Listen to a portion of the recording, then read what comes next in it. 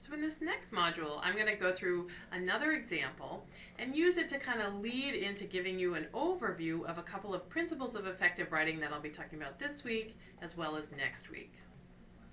So here's another example that I pulled out of Cell, which of course is the top biology journal. It has an impact factor of something like 32. So again, this is really representative of the kinds of things you read in the literature. So it says dysregulation of physiologic microRNA, MIR, activity has been shown to play an important role in tumor initiation and progression, including gliomagenesis. Therefore, molecular species that can regulate MIR activity on their target RNAs without affecting the expression of relevant mature MIRs may play equally relevant roles in cancer. So again, as I'm reading through this, I'm struggling to get through it. I'm struggling to figure out exactly what it is that the authors were intending to say. So for this example, I'm going to point out some very specific features that make these two sentences difficult to read. So first, as in the examples we saw earlier, there's the use of nouns rather than verbs. So the authors use dysregulation, initiation, progression, and expression. Those are all nouns that could have been verbs. Dysregulate, initiate, progress, and express. Verbs really move the sentences along, whereas nouns kind of slow the reader down. The authors also here use some vague words. The problem with using words that are really vague is that the reader cannot get a concrete picture in their head of what the author is talking about. So those vague words don't really add anything. So for example, the word physiologic here. Well, physiology is something that's really, really broad, so I'm not exactly sure what the authors mean by physiologic. It doesn't really add much for me. And then we get down to molecular species. Well, molecular species could be a lot of things, and so again, by saying something so vague, it's hard for me to form a concrete picture in my head of what the authors are talking about. Note the use also of unnecessary jargon and acronyms in this little passage. So we get the word gliomagenesis, for example. Well, that's kind of a fancy word. We can probably say that in a little bit of a simpler way. Again, if you're writing for a wide audience, you don't want to write things in too technical terms.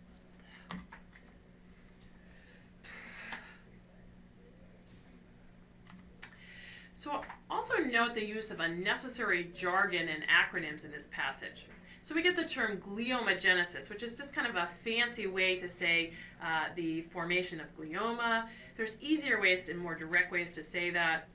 We also get kind of an interesting acronym in this example. The acronym is actually the reason that I happen to pick this particular example. So the authors abbreviate the term microRNA as MIR. And it's a little bit amusing, right, because RNA is already itself an acronym, so the authors have made an acronym of an acronym. And this really is just showing you something that's really widespread out in the scientific literature.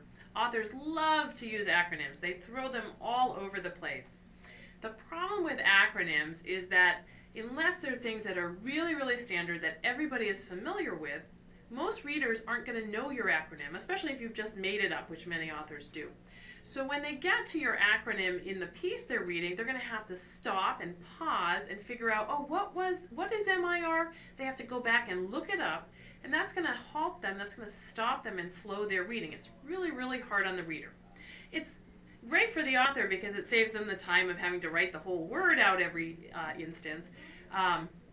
But it's really, really, really hard on the reader. So I'm going to encourage you to avoid the use of acronyms for everything except the most standard acronyms that are out there. So really get in the habit of trying to decondition yourself from using so many acronyms.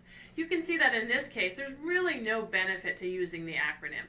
So instead of saying, you're only saving a couple of letters here by using MIR rather than microRNA.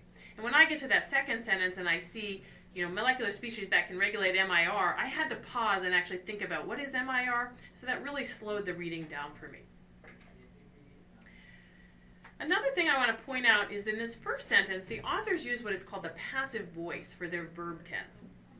So they say, dysregulation of physiologic microRNA activity has been shown. Now, I'm going to spend quite a bit of time next week talking about the difference between the active and the passive voice. So if this is the first time you're hearing about it or you're not that comfortable with what that is, we'll go into it in great detail next week. But for now, I'll just point out that that's one thing that makes that sentence kind of hard to read. Because the English language, the way we normally talk, is we do subject, verb, object. The passive voice inverts that and goes object, verb, subject, or sometimes just object, verb. It's a very awkward way. We would never talk in that way. So for example, if you take the sentence, she throws the ball, that's in the active voice. If you were to turn that in the passive voice, you would say, the ball was thrown by her. And you can see that sounds just very awkward. It makes the writing really hard to read. So next week we'll talk a lot about trying to not use the passive voice. The second sentence of that passage is actually in the active voice, but it has another problem with the verb. In this sentence, the subject of the sentence is molecular species. The main verb of that sentence is may play. But notice that we don't get to the main verb for a long time. We get molecular species, and then we get this whole descriptive clause, and then finally we get to the verb may play. Now the problem with this is that the reader is waiting for the verb. So until you give the reader the verb, the reader doesn't know where you're going with the sentence. And so that's really hard on the reader. So putting too much distance between the subject of the sentence and the main verb is a problem. We're also going to talk about that in great detail next week when we focus on verbs. So I took that passage and I rewrote it, kind of trying to fix some of these issues that I just pointed out to you. And I'll tell you, I did not have the author sitting right next to me while I was doing this edit, so I'm not 100% sure that I've completely represented what they were trying to say, but I think I've got the general idea. So the rewrite says, changes in microRNA expression play a role in cancer, including glioma. Therefore, events that disrupt microRNAs from binding to their target RNAs may also promote cancer. And I think that's just a lot easier to understand. I fixed a lot of those issues that I talked about earlier, and notice how much shorter that second sentence, that second passage is than the original. So this leads into giving you a little overview of some of the specific principles of effective writing that we're going to be talking about this week and next week. So the first one is I want you to learn to cut your words. Cut unnecessary words and phrases. Get rid of the clutter. We're going to spend the rest of this week talking about cutting clutter. Next week we'll talk in great detail about the use of the active voice rather than the passive voice. And we'll also talk about writing with verbs, using strong verbs, avoiding turning verbs into noun, and not burying the main verb, keeping the subject and the main verb of the sentence close together at the beginning of the sentence. So we'll get to numbers 2 and 3 in great detail next week when we focus on verbs. This week we're going to focus on number 1, learning to cut the clutter. The preceding program is copyrighted by the Board of Trustees of the Leland Stanford Junior University. Please visit us at med.stanford.edu.